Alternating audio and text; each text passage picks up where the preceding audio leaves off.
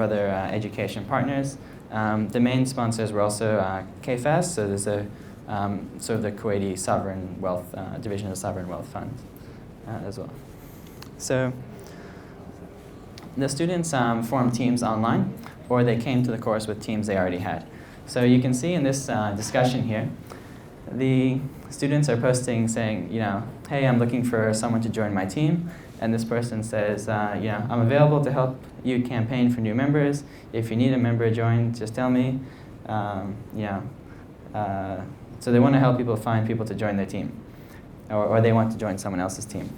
And then this person says, thank you. We urgently seek an expert in mobile app technology from Kuwait. So they're like, fantastic. He says, please talk with this person. So actually, this person has become like a matchmaker in the course. So they've taken on the role of a broker, a matchmaker. So you never know what students will do once they're in that environment. Okay, so then they start forming the teams. And you can see these are some of the teams that started forming. So there was one, Smart Healthcare, Health is Wealth, Learn to Earn. This is a group of dreamers believing that technology is a key in education and blended learning to develop a community of knowledge. Solar energy, a solar-powered fridge. That sounds interesting. Like that. So there's many teams formed.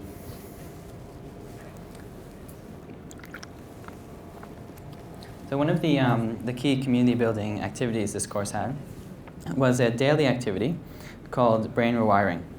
And in Brain Rewiring, students had to post the things that they were thankful for every day. Because a lot of things happen during your day, and usually you focus on the negative ones. But this activity was meant to change people's thinking so they think more positively. So they can't use the word problem, they can only use the word challenge, and they have to say 5 positive things that happened. So every day they do it. So this was a snapshot. So someone says, what they're grateful for, and day off from school, tour of the mosque, exciting events, and then someone says, and they miss them, nice to see them in the course, and it says thank you. So you can see, and people like the comments as well. So the teacher wasn't involved in this, but the students are really supporting each other. So then, so after they did these things online, the top 17 teams were selected, and they flew to Kuwait. So actually, I went to Kuwait last weekend for this, which is why I thought it would be good to showcase. So, so they flew in, I think, about 40 to 45 people from around the world. The teams came from France, Spain, US, Malaysia, Australia, Egypt, Nigeria, a few other places as well. So very, very, very diverse, very multinational. Some teams formed inside companies, so people inside a company would be doing the course together, and then they'd come. Other teams were met completely in the MOOC, and then they met for only the first time in real life in Kuwait. and they met for a 4-day event, and at that event there was a conference, workshops. They learned more about pitching, so they did a presentation. They prepared prototypes of their project, and they demonstrated those. And I have some more pictures to show you. So there were 17 teams flown to Kuwait. There's a picture of Kuwait. They went to Kuwait University. So this was Kuwait University, so everyone went there. It was quite an exciting event. And then, so they had 3 days and a final presentation. So during the workshops, these are some students who are practicing presenting different ideas. So they did workshops for a bit, and there were cultural events at night. So you got to see Kuwait, learn more about the country, learn more about different people's cultures. So it was a really nice experience. This was another student. They had a lot. It's very funny actually. They had a lot of camera people. Everywhere we went, there was a large camera crew. So I think the university is this is a big thing, and it was a very big thing. And it was the first time something like this had been run, and people from all around the world were coming to Kuwait and learning more about the country. So it was wonderful for the country as well. There was also lots of food. So I had to take a picture of the food because I couldn't believe how much food there was. It was unbelievable. It's very similar to Malaysia, I think. Yeah. So then the teams displayed their projects.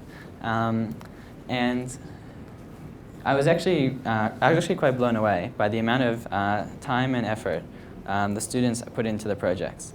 Because when students came from the MOOC from around the world, I wasn't actually sure what they would come with. But students took it very seriously, and they produced a prototype of their work, or if they couldn't produce a prototype, they produced like a diorama, and they presented it, they answered questions, they had posters, they put the flag of their countries as well, so you can see where they're from. So there's a whole big event around it. And I think this is a really good example of the right mix of sort of in-person and online experience. Because when people think of online learning, sometimes they think of building a simulation to do the thing you would have done in the real world. And there's a good example that we use with our team, which is the diorama. This is a diorama, I guess. And it's like you could spend a lot of time and effort building a diorama simulator, where students build a virtual diorama in the online course, and they share that with other people. Now, you'd probably put a lot of effort and money into building this diorama simulation system. But the much better way is the students just build the diorama in person, and they take a picture of it. And they share that with the community. And the students actually get a better experience, because it's more fun building it in person. Like, why wouldn't you want to? And you can actually, it's much easier to do. It's just a bit of creativity. So I thought this was a really good example.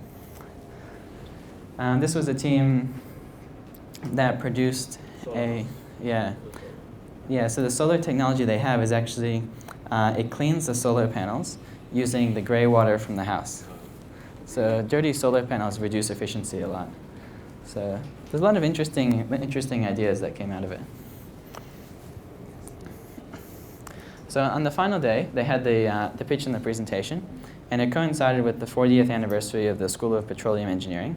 So they had a very large event. So it was a whole day event. There was a lot of media there. There was an assistant minister, I think. So it was really exciting for all the teams. I couldn't believe it. And then the judges selected 4 winners, and there were about 60,000 ringgit in prizes for the 4 teams. So it's quite a big prize.